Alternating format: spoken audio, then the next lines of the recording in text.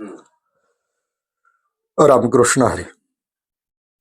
या देशामधली social media किंवा Twitter, Facebook सगळं काढून बघितल्यानंतर एक मात्र चर्चा जोरदार आहे की या देशाच्या प्रधानमंत्र्यापासून तर सर्वसामान्य भाविकापर्यंत सर्वांनी शुभेच्छा दिलेला एक देवव्रत अरेखे नावाचा जो 19 वर्षीय युवक आहे, त्या युवकाला वेदमूर्ती हा प्रतिष्ठेचा सगळ्यात मोठा सन्मान भेटलेला आहे.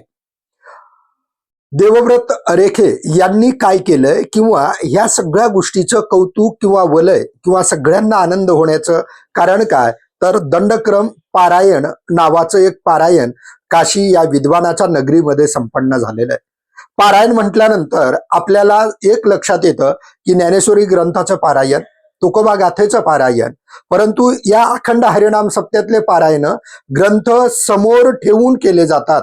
पण हे पारायण असं होतं की ज्या पारायणामध्ये ग्रंथाचा आधार नव्हता, परंतु शेकडो तास आणि जवळजवळ 50 दिवसापर्यंत सकाळी 8 ते 12 पर्यंत अखंड ज्यांनी त्या सगळ्याचं पारायण, दंडक्रम पारायण हा पारायणाचा जो उपक्रम होता, तो उपक्रम 1000 वर्षामध्ये फक्त 2 वेळेस झाला. आणि त्या दोन्ही वेळेमध्ये महाराष्ट्रामध्ये पहिल्यांदा नाशिकच्या नारायण शास्त्री यांनी पूर्ण केला आणि पुन्हा अहिल्यानगर येथील रेखे यांनी तो पूर्ण केला. या सगळ्या गोष्टीचा एक संदर्भ समजून घेणं गरजेचं आहे. हे दंडक्रम पारायणाचं महत्व काय आहे आणि ह्या सगळ्या गोष्टीच्या पाठीमागं आध्यात्मिक अधिष्ठान आणि धार्मिक दृष्ट्या हा जो सन्मानाचा बहुमान आहे तो कसा आहे. कारण वेदमूर्ती व्हायला किंवा श्री श्री 1008 इथपर्यंत जाण्यासाठी जी काही धार्मिक विधी, यज्ञ किंवा जो काही त्याच्यामधला सांगितलेला जो काही अभ्यासक्रम आहे तो पूर्ण करावा लागतो, तरच तिथं जाता येतं. मग हे सगळं करण्यासाठी ज्यांना 12 वर्ष या सगळ्याचं अध्ययन केल्यानंतर आकलन व्हायला लागतं. मग मनन, ध्यानन, चिंतन करून ह्या सगळ्या गोष्टीचं तुम्ही त्या ठिकाणी विवेचन करू शकता किंवा त्याचं पारायण होऊ शकतं. परंतु वय 19 आहे आणि एवढा सगळा त्यांनी विक्रम केलेला आहे. या विक्रमाचा महाराष्ट्रीयन म्हणून, वारकरी म्हणून, अध्यात्म म्हणून या सगळ्याचा आनंदच आहे. परंतु ही सगळी प्रक्रिया समजून घेणं महत्वाचं आहे. कारण ही दंडक्रम पारायण हा जो प्रकार आहे किंवा हा जो अभ्यासक्रमाचा विधी आहे हा काय आहे. कारण मुळामध्ये आपल्याकडं वेदमूर्ती होणं म्हणजे वेदावरचा अभ्यास आणि त्या अभ्यासानं वेदाबद्दलचं जे काही ज्ञान आहे ते ज्ञान अवगत होणं, असं एक प्रकारे प्राचीन कालखंडामध्ये या सगळ्या गोष्टीकडं ज्ञानाचा स्रोत किंवा ज्ञान विद्वान म्हणून त्याच्याकडे बघितलं जायचं. आज आधुनिक कालखंडामध्ये तंत्रज्ञान, AI युगामध्ये AI जेव्हा आपण वापरतो तेव्हा आपल्याला कळतं की संगणकावर आपण एवढं करू शकतो. परंतु त्या संगणकाला एक तर नेट लागतं, 2 इलेक्ट्रिसिटी लागते, म्हणजे मोबाईलवर वापराल तर मोबाईलला चार्जिंग लागते आणि कम्प्युटरवर वापराल तर कम्प्युटरला तुम्हाला हे सगळी वैज्ञानिक तंत्रज्ञान लागत असतं. परंतु पाठांतर करणं, स्मृतीवर म्हणजे स्मरण शक्तीवरती भर देऊन एवढं सगळं तुम्हाला त्या ठिकाणी विवेचन करता येणं किंवा या सगळ्याचं पारायण करता येणं ही खऱ्या अर्थानं अद्भुत म्हणावी किंवा कौतुकास्पद अशी गोष्ट आहे. पारायण करायचे म्हणजे 1-2, 2-1, 1-2-3, 3-2-1 असं करत करत 1-2-10 पर्यंत, 1-2 100 पर्यंत जाऊन पुन्हा 100 पासून परत येणं ही साधी गोष्ट नाही. ही तुमच्या एकाग्रतेची, ही तुमच्या स्मरण शक्तीची आणि सगळ्यात महत्वाची गोष्ट म्हणजे ही तुमच्या बैठकीची, म्हणजे यामध्ये तुमची बैठक लागती, एकाग्रता लागती, स्मरण शक्ती लागती.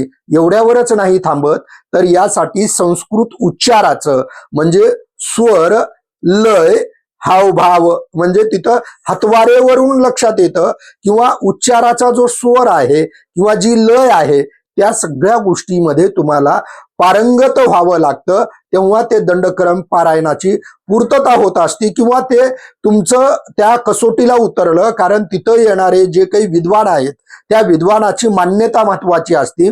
तिथं एक परीक्षक बसलेला असतो पूर्ण वेळ आणि बाकीचे येऊन तुमचं ऐकत असतात, तुमचं श्रवण करत असतात.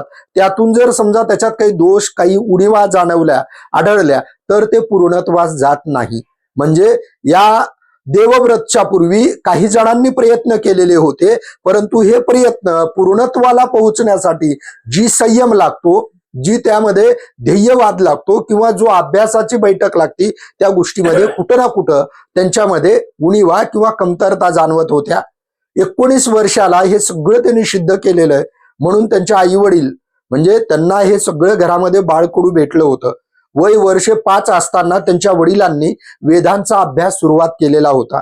म्हणजे यावरून एक लक्षात घेतलं पाहिजे, जेव्हा या बातमीकडं, जेव्हा या घटनेकडे बघितलं जाईल त्यावेळेला या घटनेकडे दोनच पद्धतीनं बघितलं चाललंय. एक, यावरती टीका करणं. दोन, याचं कौतुक करणं. आपण याच्यातला तिसरा मार्ग काढला पाहिजे, हे समजून घेणं.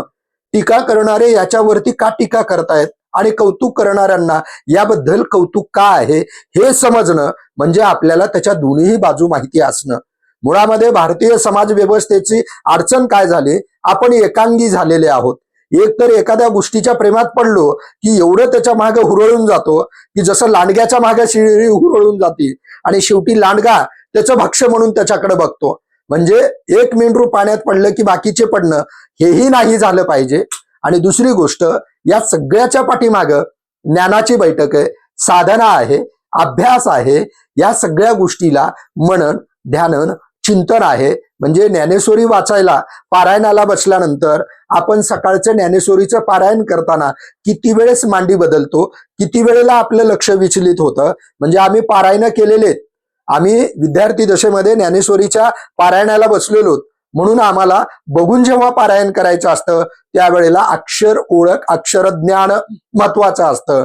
पण हे पारायण मात्र देवव्रत यांना वेदमूर्ती हा जो बहुमान मिळालेला आहे, किंवा मोठ्या पीठाच्या शंकराचार्यांनी त्यांना जे लाख रुपये जो सन्मान दिलेला आहे, किंवा प्रधानमंत्री मोदी यांनी त्यांचं कौतुक केलेलं आहे, म्हणून सगळ्याच्या चर्चेचा, लोकप्रियतेचा, प्रसिद्धीचा विषय इथपर्यंतच हे संपलं असं नाही. तर त्याच्या पाठीमागं वयाच्या 5व्या वर्षापासून सुरू झालेला अभ्यास वयाच्या 19व्या वर्षापर्यंत जो शिखराला गेला, ते जे मधले जे वर्ष आहेत 14 वर्षाच्या साधनेचं हे फळ आहे, हे इथं आधी लक्षात घेतलं पाहिजे. अनेक व्याकरणाचार्य आहेत, म्हणजे आम्ही मराठी व्याकरणामध्ये जेव्हा अभ्यास करायचो तेव्हा पाणिनीचा आवर्जून उल्लेख यायचा. पाणिनी हा मराठी व्याकरणाचा व्याकरणाचार्य नव्हता, तर संस्कृत व्याकरणाचा व्याकरणाचार्य होता. म्हणजे मराठीमध्ये संधी नावाचा, समास नावाचा जो व्याकरणाचा प्रकार आलेला आहे तो संस्कृत वर्ण आलेला आहे. म्हणजे संस्कृतमध्ये उच्चाराला, ऱ्हस्व दीर्घाला, स्वराला, याला जे महत्व दिलं गेलेलं आहे, हे महत्व तुमच्यामध्ये चांगलेपणा, तुमच्याकडं विद्वत्ता यावी यासाठी. मग असे जर समजा शेकडो पद ज्यांनी त्याच्यामध्ये जे उच्चार केले, ते जर शब्द काढले तर ते शब्द एवढे कठीण होते.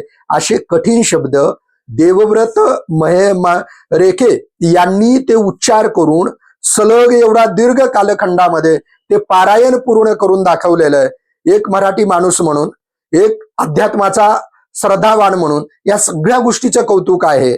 परंतु या सगळ्या कौतुकाच्या पुढे जाऊन ज्ञानाच्या आणि समजून घेण्याच्या, आकलनाच्या प्रक्रियेवर या सगळ्या गोष्टीकडे लक्ष दिलं गेलं पाहिजे. कारण आपल्याकडं तक्षशिला, नालंदा हेही मोठमोठे विश्वविद्यालय होते, ज्या ठिकाणी शिक्षणासाठी बाहेर देशातून हजारो लाखो किलोमीटरचा प्रवास पूर्ण करून वेळ प्रसंगी प्रवासामध्ये जीव धोक्यात यायचा, वादळी संकटामध्ये सापडायचं, तरी सुद्धा इथं येऊन त्यांना शिक्षण शिकावं वाटायचं. तसंच पैठण आणि काशी या 2 ठिकाणी विद्वान, शास्त्री, पंडित या लोकांमध्ये आपल्या ज्ञानाला मान्यता भेटावी या सगळ्या गोष्टीसाठी अभ्यास होतो. मग हा अभ्यास ज्ञानाकडं आणि समाज उपयोगाकडे गेला पाहिजे. कारण या सगळ्यातून एक गोष्ट लक्षात घेतली पाहिजे की पूर्वी विठ्ठलपंत कुलकर्णी यांनी काशीला जाऊन अभ्यास केला होता. तो अभ्यास त्यांनी त्यांच्या लेकरांना बाळकडू म्हणून दिलं.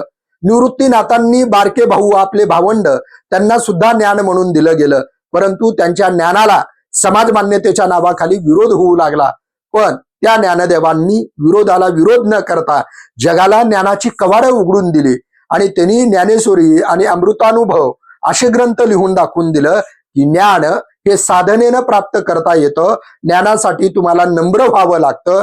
म्हणून खऱ्या ज्ञानी याची योग्याची ओळख म्हणजे ज्ञानेश्वर माऊली की ज्यांच्या विचारामध्ये ग्रंथामध्ये कुठंही कुणाबद्दल द्वेष, तिरस्कार, निंदा, सूड अशा काही तुम्हाला सापडत नाही. त्याचं कारण खऱ्या ज्ञानी याची ओळख, खऱ्या योग्याची ओळख म्हणजे काय असती तर ज्ञानेश्वर माऊली असती. त्या ज्ञानेश्वर माऊलीच्या महाराष्ट्रातून कुणीतरी काशीला जातं आणि तिथं जाऊन एवढा मोठा पराक्रम करून येतं. या सगळ्या पराक्रमाचं परत एकदा रेखे परिवार आणि देवव्रत रेखे यांचंही अभिनंदन. पण या सगळ्यातून आपण आपली ज्ञानाची परंपरा, ज्ञानाची समृद्धी समजून घेऊया एवढंच म्हणतो आणि थांबतो. नमस्कार. विचार आवडले असतील तर लाईक, शेअर आणि सबस्क्राईब करा.